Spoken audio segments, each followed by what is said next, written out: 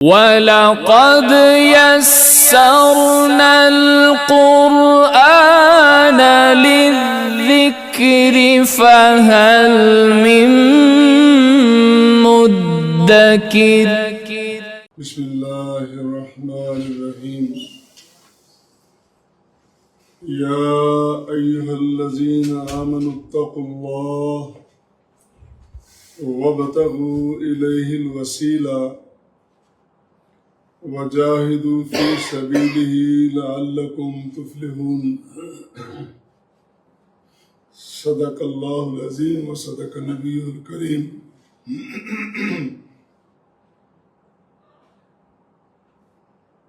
آج کی آیت کریمہ جس کا معنی، مفہوم اور مطلب و تشریح ہم جاننے کی کوشش کریں گے، سورہ مائدہ کی آیت مبارکہ نمبر 35۔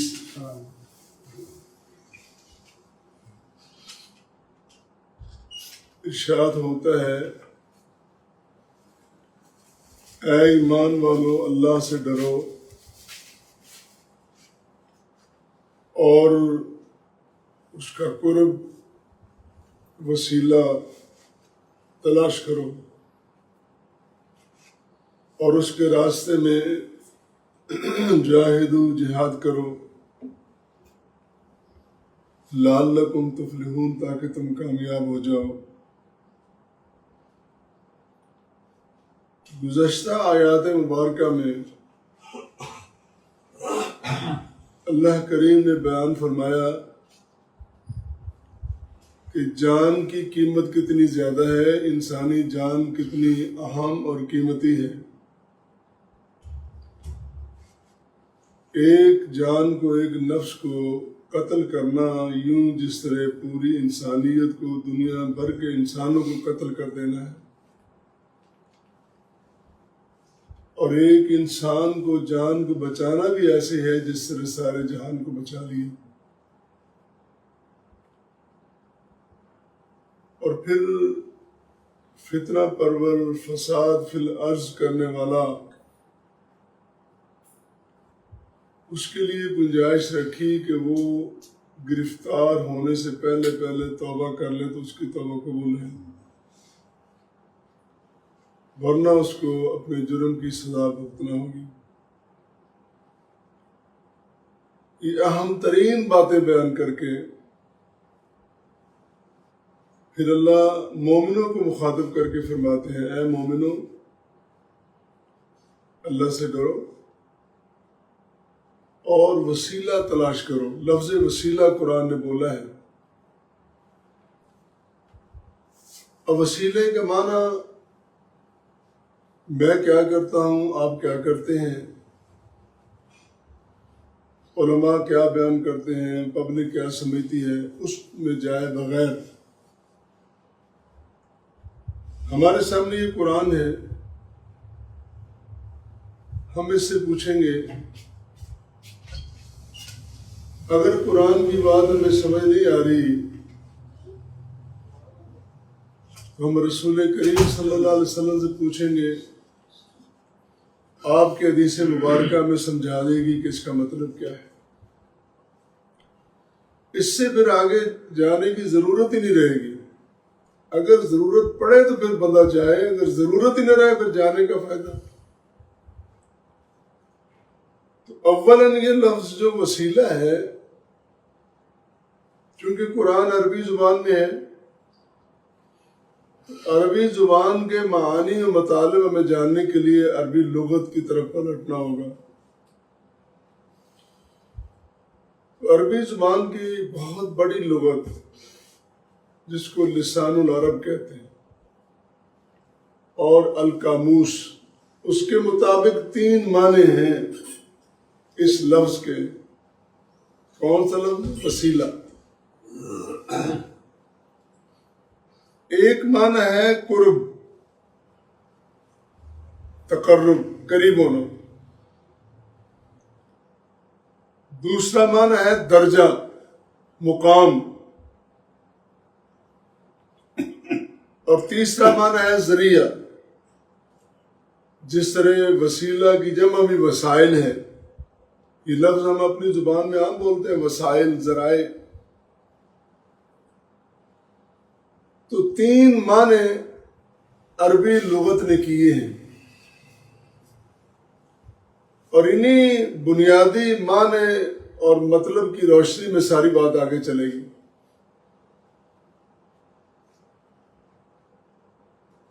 امام شوکانی قرب کی طرف زیادہ گئے ہیں. بہت بڑے امام ہیں، لغت کے بھی علم کے بھی. نیل الاوتار میں انہوں نے ان کا جو مطلب لیا ہے وہ کہتے ہیں قرب.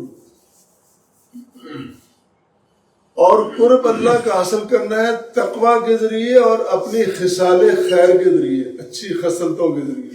اچھی خصلتیں، اچھے اعمال، کیونکہ قرآن نے بھی یہ لفظ بولا ہے یا ایھا الذین آمنوا اتقوا اللہ، ایمان والو اللہ سے ڈرو. تو سب سے پہلی سیڑھی جو ہے اللہ کا قرب حاصل کرنے کی وہ تقوی ہے. امام شوکانی اس طرف گئے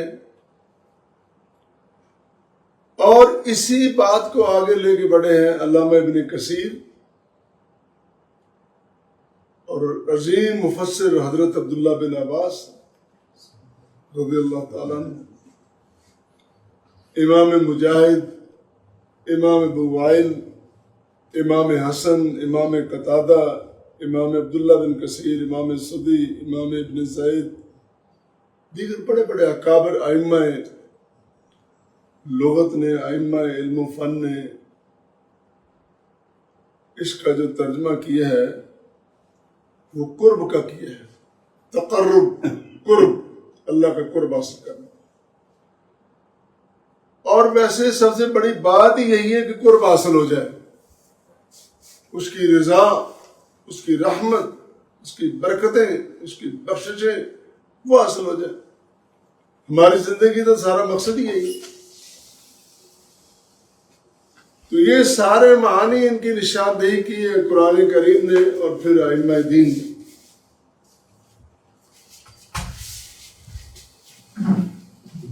تو یہ اس کے لغوی معنی ہیں، اصطلاحی معنی ہیں.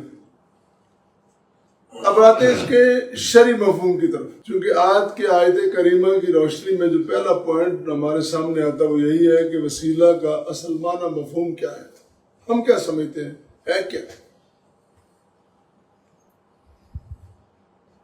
تو شرعی مفہوم اس کے 2 بنتے ہیں جو ائمہ شرع نے، ائمہ تفسیر نے بیان کیے ہیں.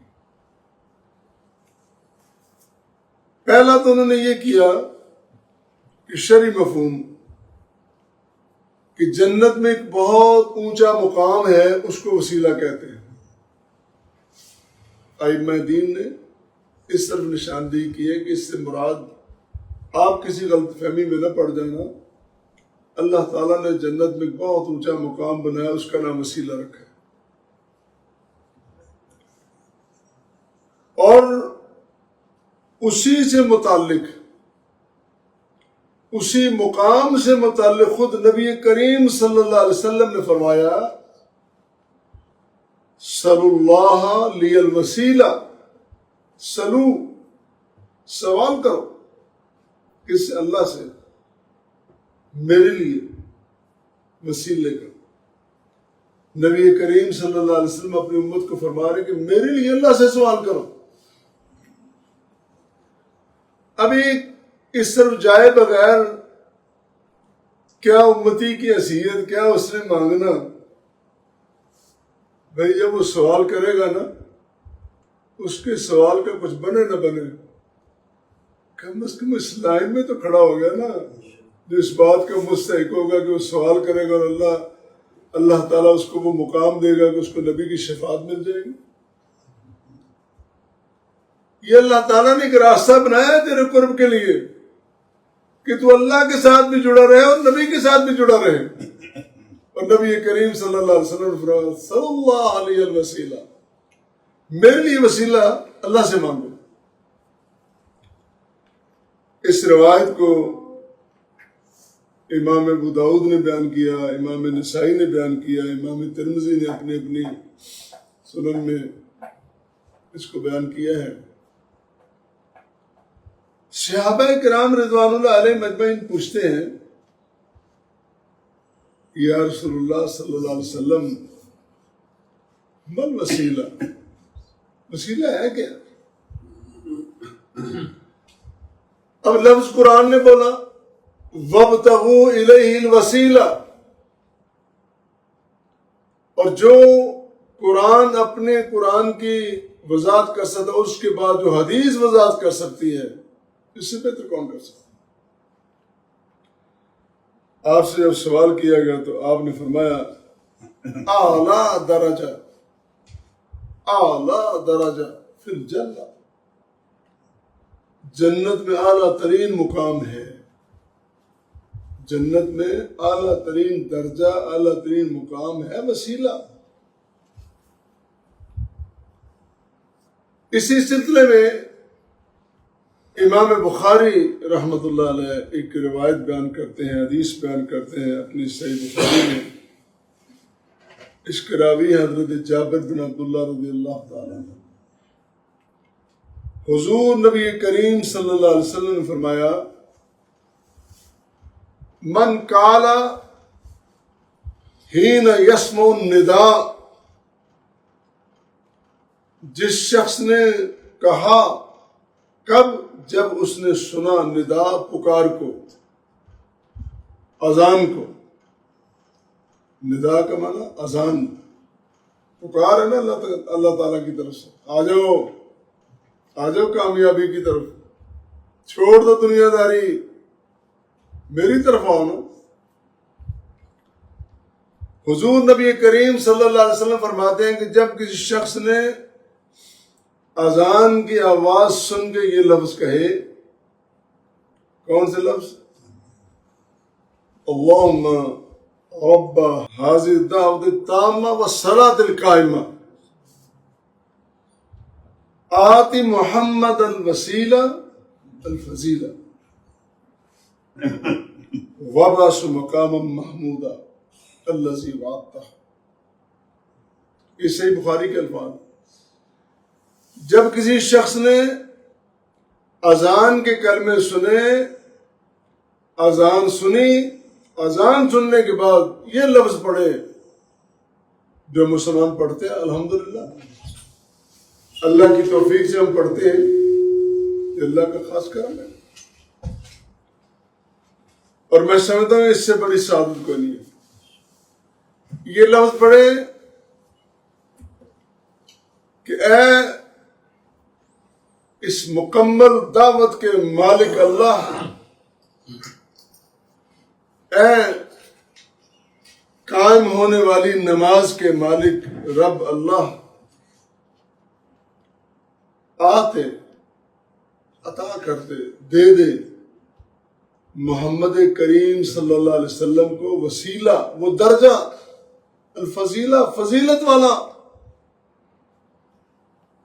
وابعث مقام محمودہ، اور عطا کر دے آپ کو مقام محمود، الذی وعدتہ، جو آپ نے وعدہ کر رکھا ہے۔ اللہ جی جو آپ نے وعدہ کیا ہوا نا رسول کریم صلی اللہ علیہ وسلم سے کہ میں مقام محمود دوں گا، یہ مقام محمود بھی بڑا عجیب مقام ہے۔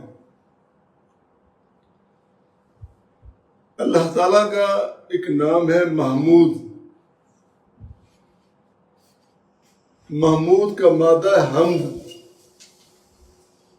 اسی مادے سے نام ہے محمد صلی اللہ علیہ وسلم،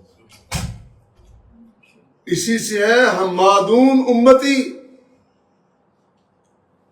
اسی سے الحمدللہ رب العالمین۔ قرآن بھی اللہ تعالیٰ نے اخیر وضاحت فرما دی، دنیا پتہ نہیں کس خاطر میں پڑی ہوئی ہے۔ اللہ نے فرمایا میں نے اپنے آخری پیغمبر کا نام اپنے نام سے رکھا ہے، آخری پیغمبر پر نازل ہونے والی کتاب کا آغاز بھی میں نے اسی نام سے کیا ہے، آخری پیغمبر کی امت بھی میں نے حمادون بنا دی کہ سب سے زیادہ اللہ کی تعریف کرنے والے، اور اس آخری پیغمبر کو یوم آخرت میں جو مقام عطا کروں گا وہ بھی کسی کے پاس نہیں ہوگا. اس مقام کا نام ہے مقام محمود ہے. اور ایک اور نشانی ہے، آخری پیغمبر خاتم النبیین والمرسلین صلی اللہ علیہ وسلم کے ہاتھ میں جو پرچم ہوگا اس پرچم کا نام لواء الحمد ہے. اللہ اللہ، وہ مقام محمود. اب امتی کہہ رہا ہے اللہ خاتم النبیین کو مقام عطا کرنا. بھائی رب نے تو وعدہ کیا اس دن دینا ہی دینا ہے. تو جو کہہ رہا ہے نا تیرے نام رجسٹر میں لکھا گیا. کیا آگے وہ لفظ آ رہے ہیں. رسول کریم صلی اللہ علیہ وسلم نے فرمایا کہ جو یہ دعا پڑھتا ہے، یہ جو کلمات کہتا ہے، حلت لہو شفاعت یوم القیامہ، قیامت کے دن اس کے لیے میری شفاعت حلال ہو گئی، واجب ہو گئی. حضور کے لیے دعا کیا کرنی ہے؟ اپنی جگہ بنا رہا ہے. حضور کے لیے صلی اللہ علیہ وسلم مقام محمود کی وسیلہ فضیلہ کی دعا کرنے والا اپنی جگہ بنا رہا ہے. اس دن کوئی نہیں پہچانے گا. اللہ ماں بھی چھوڑ جائے گی، باپ بھی چھوڑ جائے گا، بھائی بھی، یار دوست سارے چھوڑ جائیں گے. اللہ تو نہ چھوڑ دینا اور اپنے نبی کی شفاعت عطا کر دینا. اللہ اکبر، کتنی بڑی بات ہے. اس روایت کو چونکہ امام بخاری نے بیان کیا اور مفسرین نے، علامہ ابن کثیر نے بھی نقل کیا ہے.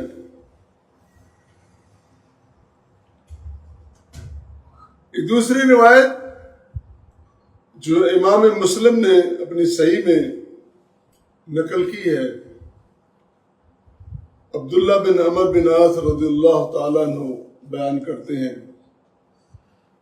کہ نبی کریم صلی اللہ علیہ وسلم نے فرمایا،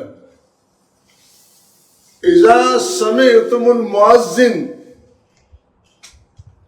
جب تم مؤذن کی اذان، مؤذن کی پکار، اس کے الفاظ، اس کی دعوت سنو، فقولوا مثل ما یقول، باتیں نہ کرتے رہا کرو، ان کلمات کا جواب دیا کرو، ساتھ ساتھ تم بھی کہو. مؤذن نے کہا اللہ اکبر، تم بھی کہو. اس نے کہا اشہد ان لا الہ الا اللہ، تم بھی کہو. مؤذن نے کہا اشہد ان محمد رسول اللہ صلی اللہ علیہ وسلم، ساتھ ساتھ کہو تم بھی. فقولوا مثل ما یقول ثم صلوا علی، پھر اذان کے بعد مجھ پر درود پڑھو. اذان ہو جائے مجھ پر درود پڑھو. درود ابراہیم پڑھے. اس لیے آگے خود نبی کریم صلی اللہ علیہ وسلم وضاحت فرما رہے ہیں، اس لیے فَإِنَّهُ مَنْ صَلَّى عَلَيَّ صَلَاةً صَلَّى اللَّهُ عَلَيْهِ بِهَا عَشْرًا، جس نے مجھ پر درود بھیجا، جس نے مجھ پر درود پڑھا، اللہ اس پر اپنی رحمتیں نازل کرے گا. 10 رحمتیں. تم نے ایک بار پڑھا، اللہ تعالیٰ کی طرف سے 10 رحمتیں مل گئی. اور پھر پہلے درود پڑھنا ہے، یہ ترتیب بتائی اذان کے بعد. پہلے درود ابراہیمی پڑھیں، پھر دعا پڑھنی ہے. یہ ترتیب آپ نے بتا دی صحیح بخاری میں، صحیح مسلم میں. پہلے صلو علیہ، پھر کیا فرمایا، ثم صلو اللہ لی الوسیلہ، پھر میرے لیے اللہ تعالیٰ سے وسیلے کا سوال کرو. فَإِنَّهَا مَنزِلَةٌ فِي الْجَنَّةِ، جس وسیلے کا میں تمہیں کہہ رہا ہوں میرے امتیوں وہ جنت میں ایک بڑا اعلیٰ مقام ہے. آگے کیا فرمایا؟ لا تنبغی الا لعبد من عباد اللہ. وہ اللہ کے کسی ایک بندے کو ملے گا. اللہ نے وعدہ کیا ہوا ہے.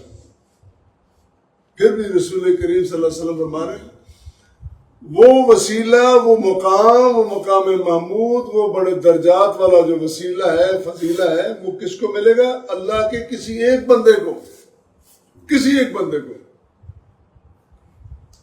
وارجو ان اکون انا ہوا، میں چاہتا ہوں کہ میں وہ بندہ بن جاؤں. اللہ میرے نصیب میں کر. یہ جو کلمات امید ہیں،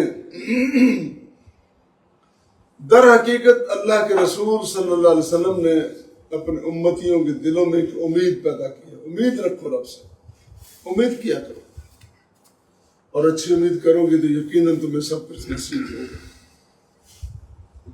فمن سأل لی الوسیلہ حلت لہ الشفاء.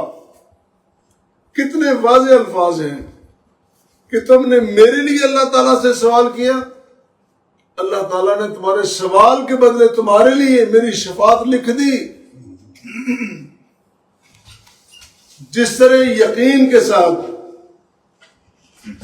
میں امید کرتا ہوں کہ یقیناً مجھے وہ مقام ملے گا، اسی طرح اسی یقین کے ساتھ تمہیں بھی میری شفاعت ملے گی.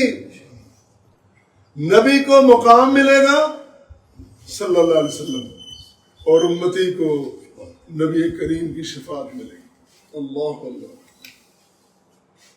تو یہ ایک بڑا خوبصورت مفہوم. دوسرا شرعی مفہوم یہ ہے، اگر اس کا معنی ذریعہ کیا جائے، وسیلہ جس طرح اس کے جمع ہے وسائل، ذرائع، اگر یہ معنی کرتے ہو تو پھر اس کا معنی کرتے ہوئے ذریعہ کا، قرب کا، تقرب کا، اس کا جب معنی کریں گے